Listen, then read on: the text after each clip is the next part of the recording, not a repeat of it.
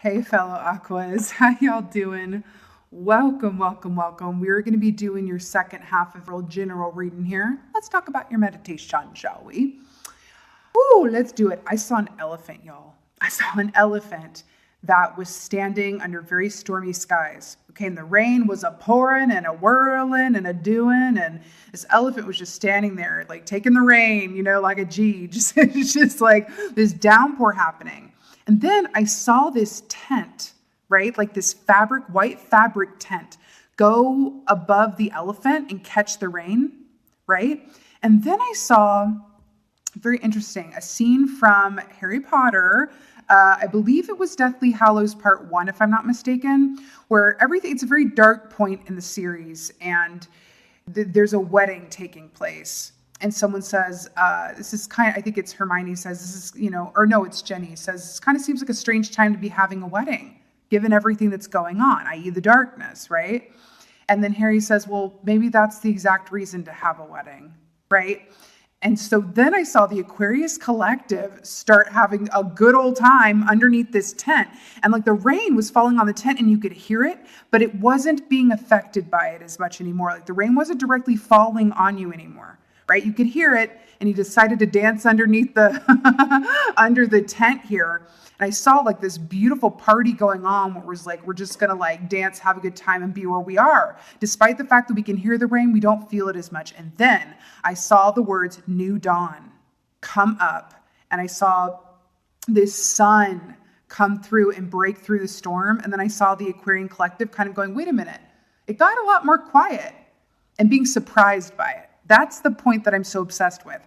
It was like a surprise, and then like looking up and going, wait a minute, it's not raining anymore. And then going out from underneath the tent, and it was just sunny. And the Aquarian collective scooping down, picking up a piece of earth, holding it, in its hands and just going, wow. It felt like, for lack of a better word, it felt like a very like earth child energy, like at the end of this storm, or was kind of like a cleansing or like a returning to one's roots. Because if you think about it, the dancing, the having a good time, it felt very tribal in the sense of like moving your body with like the divine tarantella. Like look at the history of that dance, where traditionally it was happened to, work up a sweat so that you could be cured when you were bitten by a spider. That's kind of dark. And over time it evolved to this dance of dark ecstasy. It was just like move your body, and just build up that energy despite the rain that's overhead. And that is what creates the tent. Fascinating. Okay. All right. Let's see what the animal energy is from Aquarius for second half of April. Oh, interesting. Showers bring May flowers. That's interesting because I saw the rain. Interesting. Oh, I'm so happy about this. Okay. The beaver. I am so happy about this. Water energy. I just saw a bunch of storms. Listen, I love this so much. The beaver is so beautiful because it's an equal amount of work and play. Isn't that like the key, right? It's that balance, that equal amount of things, because we understand that if it's too much play, too much of one thing, then it's like, oh, this doesn't feel in balance. I'm starting thinking about how I should be working too much work. It's, works against you, right? The beaver personality type is someone who can really enjoy the evening time. You see how the sun is setting and it's going into its evening hours? Can really only enjoy the evening time if it knows that it's had a productive day, in whatever way that looks like. But this beaver's ready to play and have a good time because the work has been done. But if and only if the work has been done. Does that make sense? Oh God, I love this so much. And I love that it's water energy. Do you see that like look in the beaver's eyes where it's like, yes, like it looks like quite excited. I am so, okay. Remember when I said that I saw new dawn? It kind of looks like what this looks like here as well, where it's like the dawn rising up after the storm. It's quite beautiful, Okay. Woohoo! Let's see what's happening for Aquarians through second half of April. Let's do it. I'm obsessed that he got water. Because if you think about it too, beavers, build dams. They work with the river system that they have and make it work in their favor. They add earth to that water system. I really like that. You know what? Beavers, for lack of a better, beavers make it work. Beavers make it work. I mean, this feels so good. Oh my God, the Chariot. The Chariot, Cancerian energy, more water energy here. I love this so much. The Chariot is fast, forward, balanced, moving energy, full speed ahead, right? Let's talk about hedgehogs. Let's talk about hedgehogs. I'm being called to speak about hedgehogs. Because actually, hedgehogs and beavers, like they're very different, but they could be cousins. They're not completely dissimilar looking, right? I had a personal experience with a hedgehog not too long ago. So I looked it up and got familiar with that energy, and now it's coming up here. I want to talk about it.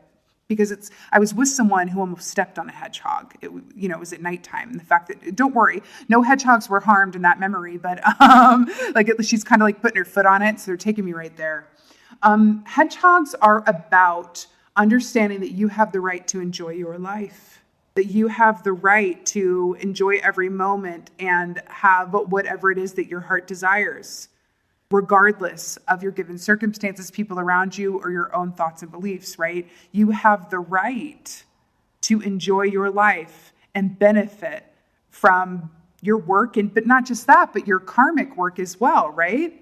Sometimes the work is about working with your own energy, healing your shadow wounds, healing your wounds at all, your inner child, your outer child, doing that self-work to get you to a place where you rise above, I don't mean this in like a qualitative way where it's like you're rising above others around you, and I don't mean it like that, but your vibration can shift, right? We're Aquarians, we're the new agers, you know what I mean? Hi, age of Aquarius, hello. But there's something here about, like, perhaps that work is just working with your own energy and getting it to a place where you are dancing under stormy skies. And it's the fact that you choose to do that, right, that creates the tent. Instead of going, when's the tent going to come? When is the tent going to come and shelter me from the storm? It's like getting the memo and a download where it's like, oh God, I create the tent. I'm the creator. Beavers definitely create, right? But this is beautiful. This is fast forward moving, speed ahead in the best direction for you. And I really love that came up for us too. All right, what else is going on? Ooh, High Priestess on the bottom. Oh God. So we have the Tower energy here. This should come as a surprise to no one. This is really interesting considering what I've been seeing with like dancing under stormy skies and creating the tent. Do you see how this white tablecloth here kind of looks like a tent? That's very interesting, right? So you know what I like to call this key? It's the great rearranger. It's the universe stepping in. And if anything or any aspect was off the path that is in your highest and best good, or in the collective's highest and best good, as it were, it comes in and rearranges it. Is it always comfortable? No. Is this key largely misunderstood? Yes, because from this, it's like you should be welcomed. It's like, yes, please, if anything was off the path or leading us down a timeline that wasn't of our highest and best good, please come in and correct whatever it takes, right? Correct. And this is really lining up with the beaver too, who is this beautiful energy if he builds the dam or she builds the dam, right? It's the building of the dam. It's about working with what you have and finding the purpose within it or around it or even in the face of it, right? Fascinating here. This really looks like she's about to pull this like tablecloth over her head and like protect from these sparks here, from this Tower energy here. Interesting. Do you see how she's like wearing this headpiece with all of these like spiky thorns, and Alice is like, I rebuke thee. I rebuke thee. Be your own shelter, okay? Be your own shelter, be your own sanctuary. You can create the tent, okay? You can create the tent. Okay, I can't, but I will. The Four of Wands. Is that not a freaking tent? A little makeshift tent. Like, guys, this is literally what I was seeing. I'm so obsessed with it. And see how she's like sitting down for tea? Four of Wands traditionally, that's complete happiness, celebration, happy home, happy family. It's love, it's partnership, it's connection, it's wedding, it's family. It's all of the good. And okay, can we just see how this is storyboarding? Let's look at this. Fast, forward-moving change that can be uncomfortable and come swift, even make us feel like we are feet overhead at times. Coming in here, I think we can all relate to that. Moving into the Tower, which everything as a result of this gets redirected, rearranged by the great rearranger for our highest and best good, realizing that we are the tent. The tent becomes fully resurrected and we are living our best lives underneath it. Do you see how it... Okay, look.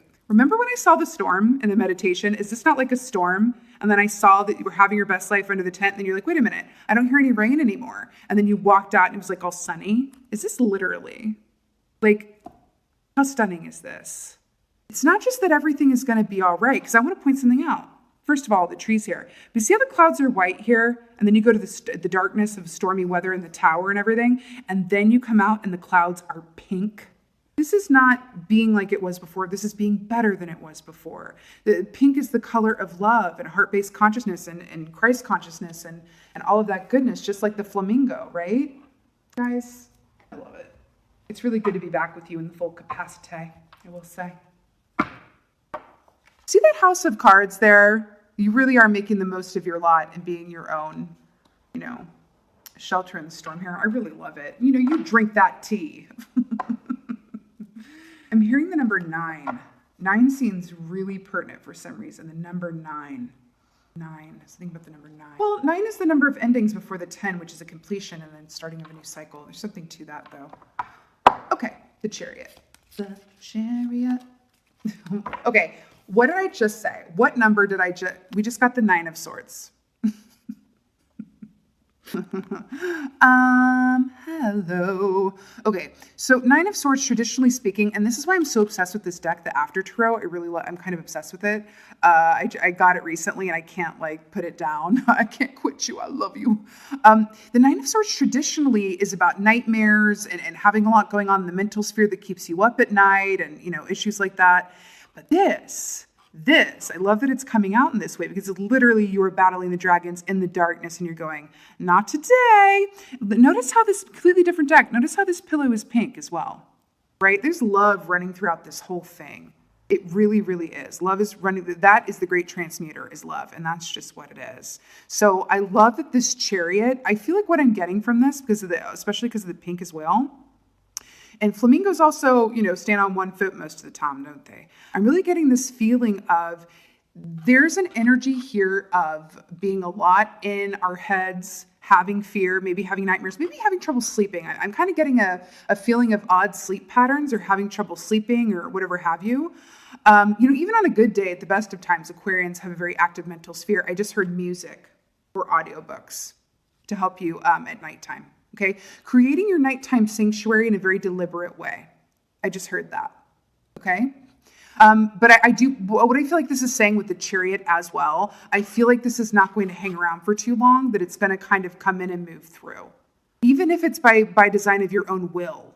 Okay, but I'm really hearing that. I'm really hearing that this is not going to hang around for too long. Just breathe through it. Create your own sanctuary and understand that you can create the tent. And then before you know it, you're going to look up and be like, God, it's sunny. When did that happen? I just heard it's the watched pot never boils. There's something about that. There's something about distracting or diverting your attention to something constructive, whether that's dancing or whatever that is for you, creating something or whatever that is. That in itself makes the time go by, but I'm hearing a watch pot never boils. So if anyone is really focused on when something will happen, when something will end, when something about a timeline, that is only going to elongate how this feels. Divert your attention to something during this time and make your own tent, okay? For real. For real. Yeah, you see this sword up and it's like, I rebuke thee. That feels really, really important. I'm also feeling, remember that you are the great creator and remember the power that you inherently have as well. I just heard you are the Magi. You are the Magi. All right, so to clarify for this tower here. Okay, are you serious? The Strength key. Hi and hello. So beautiful here. Strength to, when I love a major clarifies a major, but this is really beautiful here. You know what? All right. This reading is technically for the second half of real time is fluid, yada, yada, yada. But I'm getting a special message. This could also be pertaining to the first half of April that we've just come out of for some people. I just got that memo. Okay? Just putting that out there.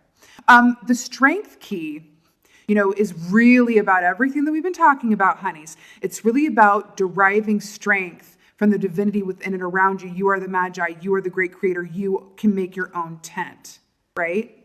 You know, I also feel like this lion here, the way that she's kind of cuddling on this lion and he's like, oh, yes, please. That's, you know, like that's the spot, like scratch right there. And then little, you know, foot starts going. It's kind of what this feels like. You are being so divinely supported and nurtured during this time. You just are.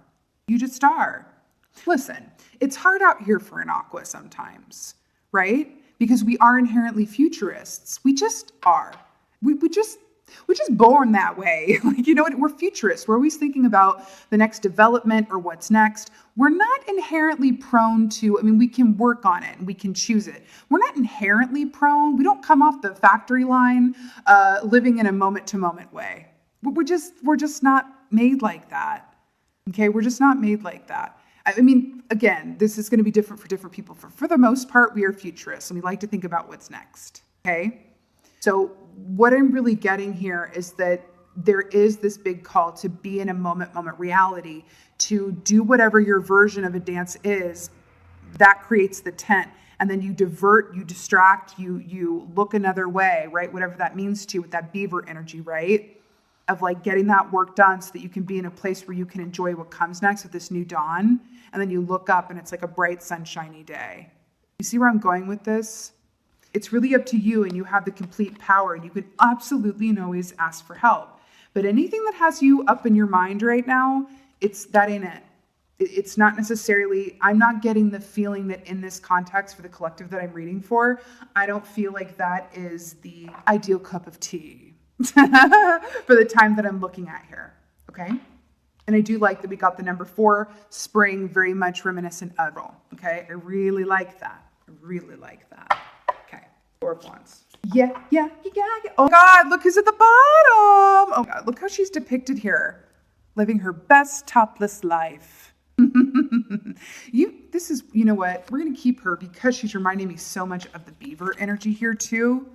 With the water and the streams and the building. I really, really love it. Look at how beautiful. And the yellow and the new dawn and then the starry. I'm obsessed. I really, really like this a lot. Queen of Pentacles.